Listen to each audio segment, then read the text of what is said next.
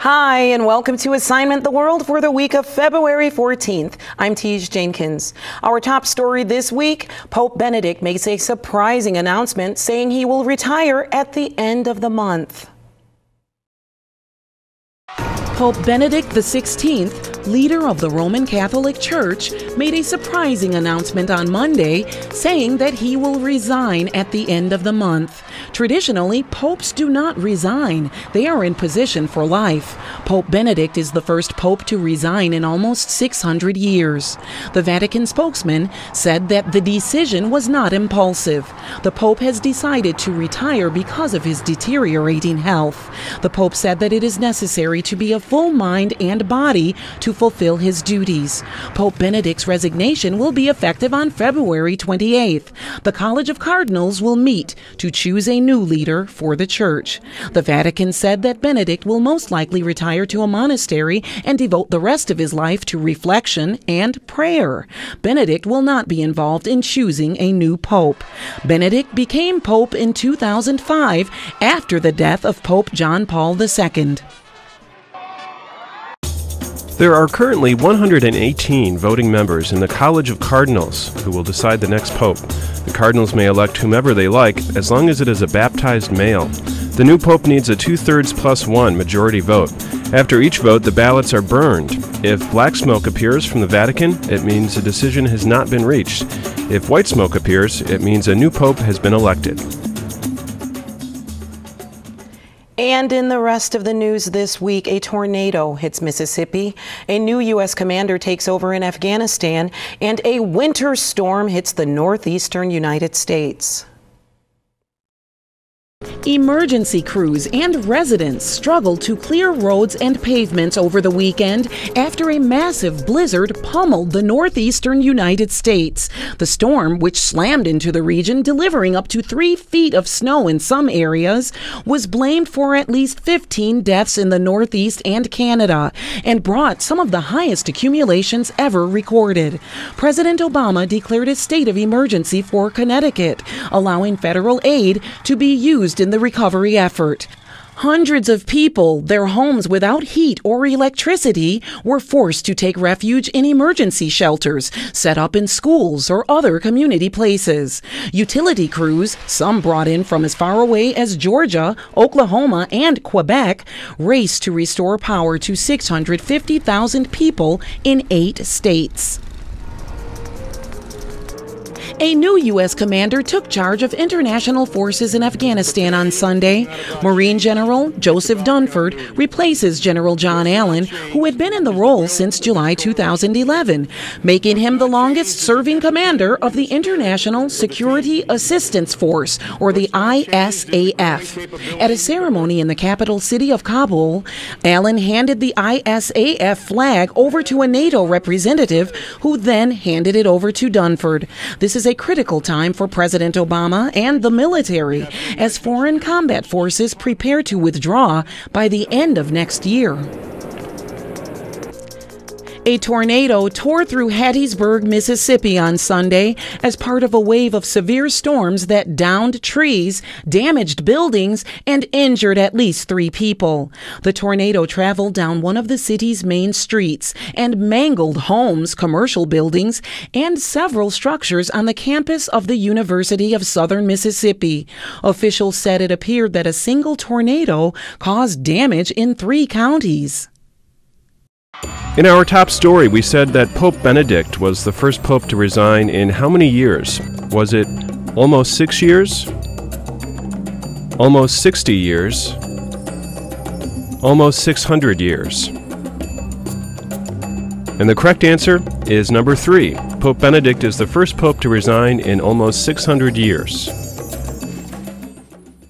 And now it's time for the answers to last week's clues in the news. Find the location of our first clue, and you get Cairo, Egypt. This Monday marked the 2-year anniversary of protests and revolts that ousted former Egyptian President Hosni Mubarak. Protesters marked the anniversary by blocking traffic on roads and blocking subway cars. Egypt has been in a political crisis since Mubarak's ousting in 2011. Egyptians continue to protest against their current president, Mohamed Morsi.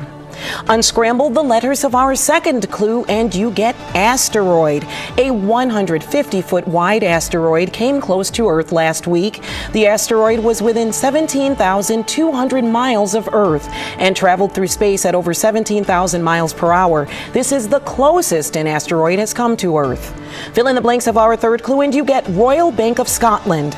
British officials talked to current and former executives at the Royal Bank of Scotland on Monday to find out what led to a rate rigging scandal. The Royal Bank of Scotland has agreed to pay over $600 million in fines to American and British authorities over the rate manipulation.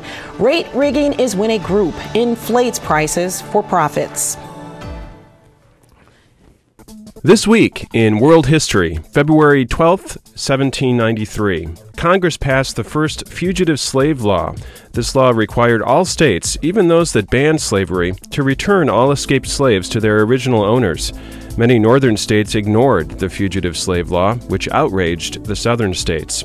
This caused a second fugitive slave law to be passed and called for the Compromise of 1850, which helped bring the issue of slavery into the focus of the nation.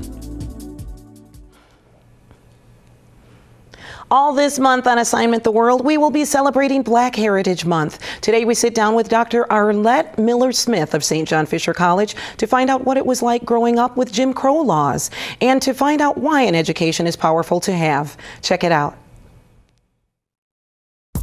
I grew up in Vicksburg, Mississippi, although it was very interesting because during that time frame, which was the 50s and the 60s, there wasn't a lot that was around that we actually had access to because, of course, I was growing up in the Jim Crow South.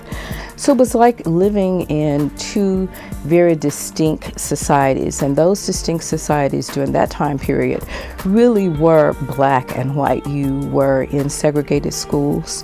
My class was the last class before integration in terms of our high school at Rosa A. Temple. I didn't know the process in terms of going to college, but an encounter with my choir instructor, and he simply said to me, well, what school are you going to, next year? And I told him that I had not applied. That moment, he grabbed my hand, took me down the hall, set me down in his office and said, we're going to fill out applications right now. He said, all right, we're going to start with Tougaloo. I received my admission from them, and in fact, I got 2 scholarships. I got a regular academic scholarship, and I also got a music scholarship. I took the music scholarship because I wanted to be a vocal major. And I said, you know what, I don't think this is going to quite do it for me. So I knew early on that my love for music was my avocation, but my major and career choice was not going to be in music. And I've thought about this story many times about how I could have been the person who did not have the story. And that's one of the reasons why I work very hard with my own students and students in the community. Thousands of people took to the streets in Melbourne, Australia over the weekend to celebrate the Lunar New Year. The celebration occurred in traditional Chinese style with dances, firecrackers, and food. Crowds watched lion dances on the city's South Bank, while Melbourne's Chinatown was packed with crowds enjoying colorful performances and sampling delicacies from food stalls. Cities across Australia were putting on events over a 2-week period to celebrate the Year of the Snake. Earlier this week, Pope Benedict made a surprising announcement saying that he would retire from his position. This is unusual because most popes serve a life term in the position. Other positions like United States Supreme Court justices are also appointed for life. Some feel that people being in a position for a life term could give the individual plenty of time to really understand their position. Instead of the feeling of pressure to fulfill a list of items in a short time, they can set realistic goals and work on accomplishing them. Others feel that lifelong positions make it difficult for people to stay passionate, motivated, and focused on the tasks at hand. They feel that people start to not care about their job because they know they cannot lose their position. They also feel that if people had to be elected or picked every few years, this would make people perform better at their jobs. It would hold people in lifelong positions more accountable. Well, we want to know what you think. Do you think people should be appointed or elected to lifelong positions, or should they have to be re-elected every few years? Discuss this issue with your classmates after the show and then write to us with your opinions. We received over 200 responses to our issue question: should women in the U.S. military be allowed into combat? The majority of you, 87%, say yes, 11% say no, 2% are undecided. Eric from Lola, Wisconsin writes, I don't think females should be allowed into combat zones. The men would be distracted by the females. If women are in combat, they should have their own units. Leo from Color, Wisconsin adds, women can get pregnant, and if their unit was getting ready to be deployed, she wouldn't be able to go, making the numbers off. Still, most of you feel that women should be allowed in combat. Trent from Oneida, New York writes, if women are willing to fight for our freedom, let them. I think the more people we have trained to fight, the better the chance of the U.S. winning. Nicole from Loudonville, New York writes, to make the military, women have to be tested to be sure that they met fitness and training requirements. As evidence, if women can meet the same expectations as men, then I am confident they can survive and fight just as well as men. Danny from DeForest, Wisconsin adds, if women have the same rights as men, they should have the same responsibilities as men. Haley from Sergeant Bluff, Iowa says, if women are willing to die for their country, they should be able to serve in the same spots as the men, as long as they meet the goal for the spot they want to be in. Braden from Fargo, North Dakota writes, if they meet the standards, they have every right to join. Well, we look forward to your responses to our latest questions. Do you think that all speech is protected by the First Amendment? And do you think people should be appointed or elected to lifelong positions, or should they have to be re-elected every few years? We'll put some of the more thought-provoking emails and letters on air. In our second story, how many states did we say were without power from a blizzard over the weekend? Was it 4 states, 8 states, 10 states? And the correct answer is number 2. 8 states had people with no power from a blizzard that hit the Northeast over the weekend. And now it's time for next week's Clues in the News. Our first clue is a location: 46 degrees, 31 minutes north latitude, 6 degrees, 38 minutes east longitude. Our next clue is a scrambled letters clue, and it is 3 words. First word, E-L-D-M-A. Second word, F-O. Third word, O-R-H-N-O. And finally, our third clue is a fill-in-the-blank clue, and it is 2 words. First word, C blank U blank S-E. Second word, S blank blank P. These are clues to stories we think will happen in the coming weeks. We'll reveal the answers on next week's show. Good luck.